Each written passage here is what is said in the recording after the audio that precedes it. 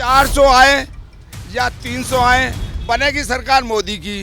बेरोजगारी बढ़ाने की जड़ भाजपा की है। इनके पास तो ऐसी योजना है, खटाखट हटा देंगे गरीबी। इनसे आप पूछ लो जाके कैसे हटाओगे, तो बाएं झांकने लगेंगे। बीजेपी ने कुछ नहीं करा, राम मंदिर 370 के अलावा किसने क्या करा ये बता दो। दूसरे किसी देश की हिम्मत पड़ रही है इंडिया की तरफ देखने की। पहले तो कंट्रोल करो जनसंख्या पे। सरकारी नौकरी कहाँ से चाहिए तुम्हें? दिल्ली में 7 सीट बीजेपी ले जाएगी और तो सीट में दम नहीं है।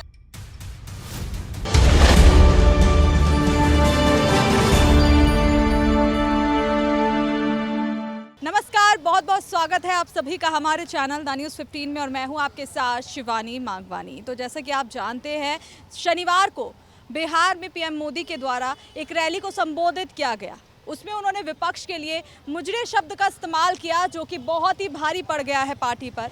बीजेपी को हर कोई टारगेट कर रहा है, नरेंद्र मोदी को जो विपक्ष है वो जो है कई तरीकों से टारगेट कर रहा है। बयानबाजी चल रही है, कभी खड़गे तो प्रियंका गांधी। आम आदमी पार्टी की तरफ से भी बयानबाजी लगातार जारी है और लगातार पीएम मोदी को घेरा जा रहा है कि विपक्ष पार्टी के लिए जो जिस तरीके का उन्होंने शब्द का यूज़ किया है, मुजरे शब्द का, ये इस तरीके से ये भी कहा जा रहा है कि एक पीएम को ये शब्द बोलना बिल्कुल भी शोभा नहीं देता है और उन्होंने ये शब्द यूज़ करके बहुत ही गलत किया है, जिसके बाद घमासान जारी है। अब इस पर जनता क्या सोचती है, चलिए जनता से बात कर लेते हैं। जी सर, क्या नाम है आपका? मेवाराम। जी सर, क्या लग रहा है, जैसे शनिवार को पीएम मोदी ने एक रैली संबोधित की बिहार में, उसके बाद उन्होंने एक मुजरे शब्द का यूज़ किया, उसके बाद घमासान फैल गया, विपक्ष जो है खासा नाराज नजर आ रहा है। वो अच्छा कहा उसने। अच्छा। हाँ, जो औरों का हक काट करके ये एक ही मुसलमानों को दे रहे हैं, तो वो अच्छा शब्द यूज किया, तो उनको क्यों बुरा लग रहा है, क्यों कर रहे हो मुसलमानों को? इतना है, एक 13-14% को तुम औरों की जो हक काट के उनको दे रहे हो, जो ओबीसी है, एससी है, एसटी है, उनका हक काट के उनको दे रहे हो, क्यों दे रहे हो? उनका तो आरक्षण का वही नहीं है प्रावधान, तो उनको क्यों दे रहे हो? तो इनके वोट बैंक को बढ़ावा देने के लिए उनको वो दे रहे हैं। ओबीसी का हक काट करके उसको दे रहे हैं, क्यों दे रहे हैं ये? कि हमें वोट मिले।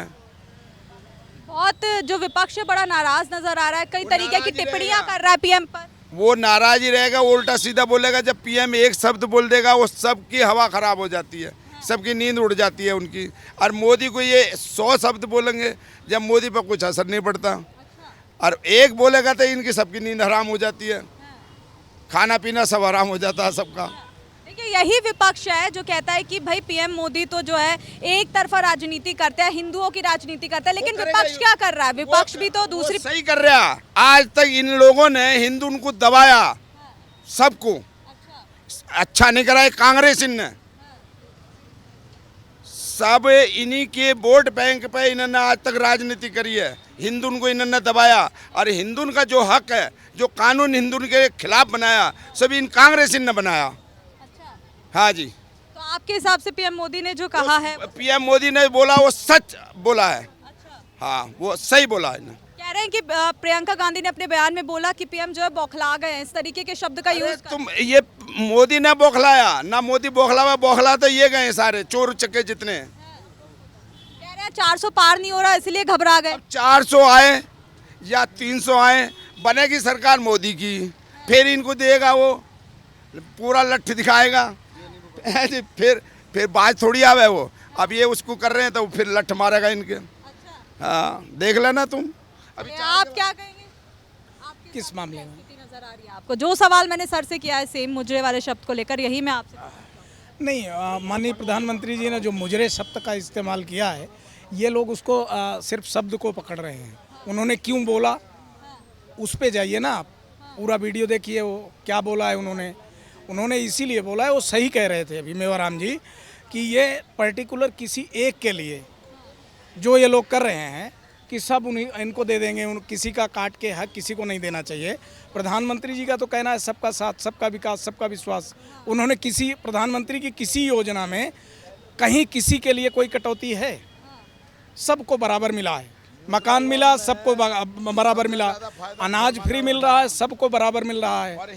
जो भी चीज़ें उन्होंने दी है, जैसे 5 लाख का बीमा है, जो 5 लाख का इलाज का है, बुजुर्गों से लेके सबको किसी की कटौती नहीं, किसी पर्टिकुलर किसी बिरादरी को या किसी जात को, जात विशेष को ज़्यादा दे दिया गया हो, ऐसा तो कुछ नहीं है। सबको बराबर मिला है। हमारे देख में तो यही आता है। तो आपके हिसाब से अगर उन्होंने ये शब्द यूज़ किया है तो वो सही किया? बिल्कुल सही कहा है उन्होंने। देखिए, आपने कहा कि लोग उसको समझ ही नहीं पा रहे हैं। देखिए, आपने जैसे बताया, मैं चाहती हूँ कि जो जनता अभी तक समझ नहीं पा रही है कि उन्होंने ऐसा क्यों बोला, एक बार ज़रा अपने शब्दों में डिफाइन कर दीजिए।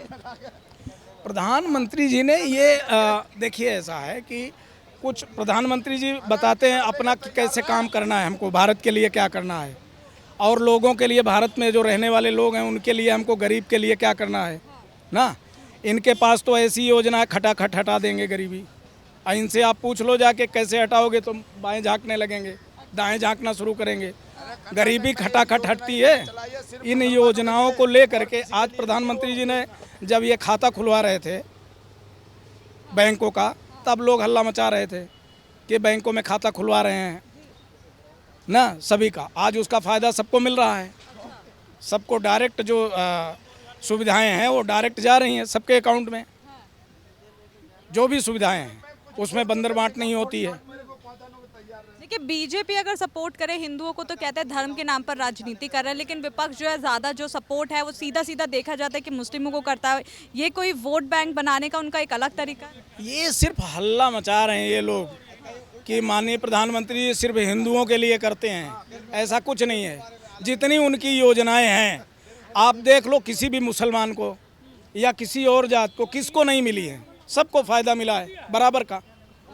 कोई मुसलमान को छोड़ के वो ये थोड़ी कहते हैं योजना में कि ये योजनाएं मुसलमानों को नहीं मिलनी चाहिए, ऐसा तो है नहीं। देखिए सर, आपको पता है राजनीति में क्या चहल पहल चल रही है। लोकसभा चुनाव का दौर है जी, 6 चरण हो गए हैं, 7वां भी 1 जून को होना है। तो इसी को लेकर जो 1 जून को पीएम मोदी जो जहां से अपना चुनाव लड़ रहे हैं वाराणसी से, उसको लेकर वो जो रैली संबोधित करने गए थे बिहार में, तो वहां पे उनके मुंह से एक शब्द निकला मुजरा, विपक्ष के लिए। तो इसके बाद घमासान जारी है राजनीति जगत में। के लिए उन्होंने क्या कहा? उन्होंने मुजरे शब्द का यूज किया था कि वोट बैंक बनाने के लिए मुजरा कर रहा है विपक्ष। सबसे बड़ी बात है कि नरेंद्र मोदी जी जो कह दें वो समझ लो सबसे बड़ी सुप्रीम कोर्ट का बड़ा फैसला है। अगर सुप्रीम कोर्ट कोई फैसला कर दे ना और नरेंद्र मोदी कह दें कि इस ऑर्डर को नहीं मानना, तो वो अधिकारी उस ऑर्डर को भी नहीं मानेंगे, उस ऑर्डर को भी अधिकारी नहीं मानेंगे। उसका एग्जाम्पल ये सामने है, इसका एग्जाम्पल ये सामने है, सुनो, इसका एग्जाम्पल ये सामने है। ये दिल्ली उच्च न्यायालय का आदेश है, ये दिल्ली हाई कोर्ट के सामने। मैं रेहड़ी पटरी में दुकान लगाता हूँ बंगला साहब गुरुद्वारे के सामने। एनडीएमसी ने कहा था कि ये भाई ये अलमीरा 6x4 की जो लगाता है, ये अलमारी के पल्ले खोलता है तो जगह दुगनी घेर लेता है। तो गरीब आदमी 6x4 की जगह 12x4 की जगह इस्तेमाल करता है, तो इसकी इजाज़त गरीब आदमियों को नहीं दी जा सकती। और जितनी मल्टीनेशनल कंपनी देश और विदेश और आकाश और ज़मीन और समुंदर के अंदर भी पूरा ज़मीन का इस्तेमाल कर लें तो उनके लिए रोक नहीं लगाती है सरकार। आप कम शब्दों में अपनी बात रख दीजिए। एक बात ये बताइए, दिल्ली हाई कोर्ट ने कहा, दिल्ली हाई कोर्ट के सामने हमने अंडरटेकिंग दी और अंडरटेकिंग कोर्ट ने हमारी मान ली। कोर्ट ने कहा कि जो आप अंडरटेकिंग देते हैं, कोर्ट ने आपकी अंडरटेकिंग मान ली है। और कोर्ट कहता है कि जो अंडरटेकिंग एनडीएमसी का। सरल शब्दों में अगर हम जानना चाहते कि समय की कमी के कारण मैं आपसे, आप अपना पॉइंट रखिए। मेरा पॉइंट यह है कि इस देश के अंदर बेरोजगारी बढ़ाने की जड़ भाजपा की है। बेरोजगारी बढ़ा रही है। सुनो, एक बात, 24 घंटे, अरे 24 घंटे में तो तुम एक जिला तैयार कर दो। फुटपाथ में जो लोग बैठे हैं, सरकारी नौकरी कर रहे हैं, उसे दे देते। अरे पहले तो कंट्रोल करो जनसंख्या पे। सरकारी नौकरी कहाँ से चाहिए तुम्हें? रेहड़ी पटरी वालों की दुकानों को स्मार्ट क्यों नहीं बनाया? नई दिल्ली नगर पालिका परिषद को इन्होंने स्मार्ट बनाने की घोषणा की और नई दिल्ली नगर पालिका को स्मार्ट बनाया। नई दिल्ली नगर पालिका के अंदर रेहड़ी पटरी वाले लोग भी बैठे हैं, इनकी दुकानों को स्मार्ट क्यों नहीं बनाया? रेहड़ी पटरी वालों के साथ में भाजपा पूरा भेदभाव कर रही है। ये गरीबों को उठाने के ये क्या भेदभाव सर? कुछ भी नहीं कर रही है, सबका साथ सबका विकास पूरा कर रही है बीजेपी। बाकी जितने भी है ना, जिनका दुकान बंद हो गई वो उसकी बुराई कर रहे हैं मोदी की। अरे ये बुराई की इसमें कौन सी बात है? तुम्हारी दुकान लग रही है, तो दूसरे की दुकान तुम क्यों घेर रहे हो? साथ में लोग बैठ करके अगर काम कर रहे हैं, कोई चोरी तो नहीं कर रहे, अरे तुम दुकान वो अपना रोजगार चला रहे हैं। तो मना अरे मना कौन कर रहा है तुम्हें? रोजगार चला रहे हो। अगर सरकार नौकरी नहीं देती, हाँ। आर्थिक दृष्टि से जो लोग कमजोर हैं, तो उनको दुकान तो दे रखी है। फुटपाथ में बैठ करके वो रोजगार चलाते हैं और वो उनका मौलिक अधिकार संवैधानिक है। हाँ। और इस संवैधानिक अधिकार को छीनने का अधिकार किसी भी सरकार को नहीं है। तुम बैठ के चला रहे हो दुकान, तो फिर छीना कौन तुम्हारा? क्यों बहन जो बदनाम कर रहे हो तुम सरकार को? इनकी हिटलरशाही चल रही अरे है। अच्छा, और हिटलर का बाप आ रहा है, इतना चलना चाहिए। 30 साल से फुटपाथ में बैठे, आज तक लाइसेंस क्यों नहीं दिया जमीन में बैठने का? और ये कंपनियां, ये देखो, ये स्मार्ट बाइक खड़ी है, हाँ। ये स्मार्ट बाइक खड़ी है हर मेट्रो स्टेशनों में। इनको फुटपाथ में जगह दे दिया, ये क्योंकि ये बहुत बड़ी कंपनी है। अरे तो सारा लिख कर पेपर में दो ना। रिलायंस कंपनी, एयरटेल कंपनी, ये स्मार्ट बाइक कंपनी, इनको फुटपाथ में लाके खड़ा कर दिया। देखिए आप क्यों दे आप दिया पे भाई? दोबारा लौटूंगी। सर आप क्या कहेंगे? किस चीज़ पे? देखिए कह रहे हैं कि भाजपा की सरकार में बेरोजगारी है। जी ये तो है, बेरोजगारी बढ़ी है। हाँ, युवा आजकल बेरोजगार घूम रहा है, हमारा पढ़ा केजरीवाल मतलब ये कहता हूँ कि बीजेपी ने क्या करा। शीला जीती थी, मेट्रो बनवाया है। बोलिए भाई बीजेपी के बंदे हैं, मुझे डर लग रहा है कि कोई मार देगा। भैया देश आजाद है, सबको बोलने का अधिकार है। लोकतांत्रिक देश है ना, लोकतांत्रिक देश है ना, तो मुझे हाँ मुझे बोलिए मीडिया के सामने आप किसी तो हाँ तो मैं बोल रहा हूँ कि बीजेपी ने कुछ नहीं करा। राम मंदिर 370 के अलावा किसने क्या करा ये बता दो मुझे। दूसरे किसी देश की हिम्मत पड़ रही है इंडिया की तरफ देखने की? मणिपुर चले जाओ, हाँ? लद्दाख चले जाओ। हाँ। कहाँ कहाँ? अच्छा अच्छा, क्या हो रहा है वहाँ? तुम्हें पता ही नहीं है। तो मैं क्या एक एक घर घर घूमूं क्या? मैं दिल्ली से देख रहा हूँ। दिल्ली में आपके हिसाब से क्या स्थिति नजर आ रही है? क्या स्थिति नजर आ रही दिल्ली में 7 सीट बीजेपी ले जाएगी और तो किसी के में दम नहीं है। हैं? साठ नहीं है, सात की बात है? यार पढ़ा लिखा है कुछ? हाँ मैं तो हूँ, कितना? मैं इंटर हूँ। कितना है? इंटर हूँ। हैं? और मैं 80 का 12th हूँ। कुछ नहीं हो तुम। अच्छा। बीजेपी के राज में तुम बता दो किसने क्या करा। सावन में सियार जन्मा, भादो में बाढ़ आया। कब बोला कि ऐसा बाढ़ मैंने वो देखा पुरानी नहीं। बातें हैं। पुरानी क्या बात है? शीला नई क्या दीक्षित, बात है? शीला दीक्षित ने क्या करा? मेट्रो बनवाया, सब चीज किया करा। शीला दीक्षित कुछ को- नहीं किया है। है, जब कांग्रेस ने उनको क्या पैसा बनवाया? घटता था बोलती थी ऑटो वाले को घेर लो, हाँ, ऑटो वो वाले को बड़ा- घेर लो। आज देख लो, हाँ। सभी घेरे पड़े हो आज रोजगार के लिए। और तू क्या काम करता है? मैं तो कुछ नहीं कर रहा, मेरे घर में। कुछ नहीं करता हाँ, तो कुछ ही नहीं करेगा तू। मेरे घर में है। मैं 65 साल में ऑटो दौड़ा रहा हूँ। जो सरकार है बीजेपी ने अच्छा काम किया, मगर इसमें थोड़ी बेरोजगारी बढ़ी है। तो मेन मुद्दा ये बेरोजगारी है। ये हम क्या आप चाहते हैं कि बेरोजगारी की वजह से बीजेपी दोबारा ना आए? नहीं आए, कोई इसकी नीतियाँ गलत हैं कि ये सब निजीकरण करते हुए जा रहे हैं। जो प्राइवेट सेक्टर बढ़ता जा रहा है, सरकारी नौकरियां खत्म होती जा रही हैं। आर्मी जो थी वो अग्निवीर कर दी। हम जैसे युवाओं ने तैयारी करते थे आर्मी या कोई अदर फोर्स के लिए, वो हमारी उम्मीदें धूमिल होती हुई जा रही हैं। हम लोग आगे बढ़ने का वही कोई मुद्दा ही नहीं मिल रहा, सारा निजीकरण होता है। इसलिए हम लोग रोजगार, किराने की दुकान इस तरफ बढ़ रहे हैं। हम चाहते सरकार आए, निजीकरण खत्म करे। सरकार आप चाहते सरकार बीजेपी की आए लेकिन नीतियों में बदलाव हो। नीतियों, हाँ सरकार सही है, बस इसकी नीतियाँ गलत हैं। कि केजरीवाल थे, आज दिल्ली के अंदर स्केल किसने बढ़वाई? केजरीवाल ने बढ़वाई। यूपी में चले जाओ, 8,000 रुपये में लड़के नौकरी कर रहे हैं। केजरीवाल यूपी तक काम कर रहे हैं? नहीं, दिल्ली में कर रहे हैं। हाँ दिल्ली में देख लो, आज 16,000 रुपये में लड़के काम कर रहे हैं। यूपी में चले जाओ, 800 रुपये में नौकरी। है ना केजरीवाल की स्थिति अभी क्या बनी हुई है? 7 दिन के लिए और अंतरिम जमानत बढ़वाने की बोल रहे हैं। वो तो मैं तो केजरीवाल के समर्थक हूँ, पूरा कहता हूँ। हाँ मैं के हिसाब से 7 सीटें आपकी हैं। हाँ मैं तो केजरीवाल के पूरे समर्थक हूँ। कह रहे हैं अगर वो इतने स्ट्रांग होते तो कांग्रेस का सहारा क्यों लिया? क्यों? ये तो गठबंधन में वो तो हर दुनिया लेती है। अब देखने के लिए एक गलती तो करी है, उनको किसी हाँ। के साथ साझा नहीं होना था। अगर वो ईमानदार थे तो ईमानदार पार्टी हमेशा बरकरार बना करके रखना था। और चोर सबसे बड़ा सवाल यही उठता है। हाँ, एक बात ये बताइए, जब आप कांग्रेस पार्टी को आपने दिल्ली में परास्त कर दिया और दिल्ली कांग्रेस पार्टी का विरोध करके आप चुनाव लड़े, हमेशा यही देखा गया है कि कांग्रेस के अगेंस्ट रही है आम आदमी पार्टी। हाँ, अगर आपकी अच्छी नीतियां हैं तो आप अच्छी नीतियों को आप जनता के बीच में ले जाइए।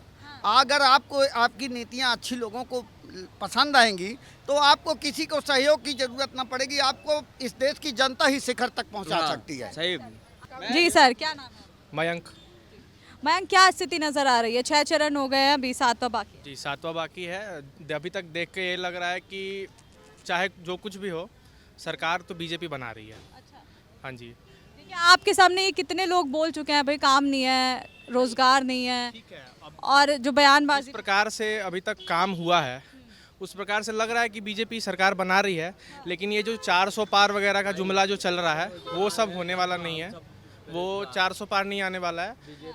मोर और लेस जो पहले था उतना ही रहेगा, 310 320, लेकिन ये 400 पार नहीं होने वाला है। 400 पार नहीं हो रहा है, नहीं। बीजेपी आ रही हाँ जी। अब वो नॉर्थ वेस्ट में जो जितनी सीटें पिछली बार आई थी उतनी सीटें इस बार भी आई। यूपी बिहार सब सीट जो 62 सीट जाने तो सरकार मिली जुली बननी चाहिए ताकि कोई भी पार्टी मनमानी ना कर सके। है। आप गठबंधन गठबंधन की सरकार बननी चाहिए जिसमें सभी पार्टियों के लोग शामिल हों ताकि कोई भी पार्टी अपनी मनमर्जी की न चला सके। सही। देखिए हम सहमत नहीं है, क्योंकि ये जो इंडिया अलायंस है उसमें पता नहीं एक भी चेहरा नहीं है कि कौन प्रधानमंत्री बनेगा। एक भी ऐसा चेहरा नहीं है जो प्रधानमंत्री बनने लायक है।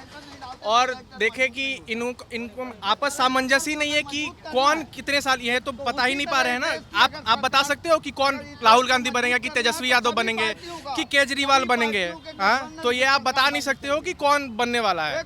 और यहाँ पे एक सशक्त सरकार है, ठीक है, मैं बोलूं बहुत थोड़ा, मैं बोलूं। मुद्दे हैं, डेवलपमेंट का मुद्दा है, बेरोजगारी का मुद्दा है, मुद्दे हैं, लेकिन सशक्त सरकार इंडिया अलायंस नहीं दे पा रही है, जहाँ तक मेरे को लग रहा है। हाँ जी। ये कह रहे बड़ी स्ट्रांग है और मिली जुली सरकार है तो अच्छा काम कर। मिली जुली सरकार सिर्फ अपना सत्ता संभालने के लिए रहती है।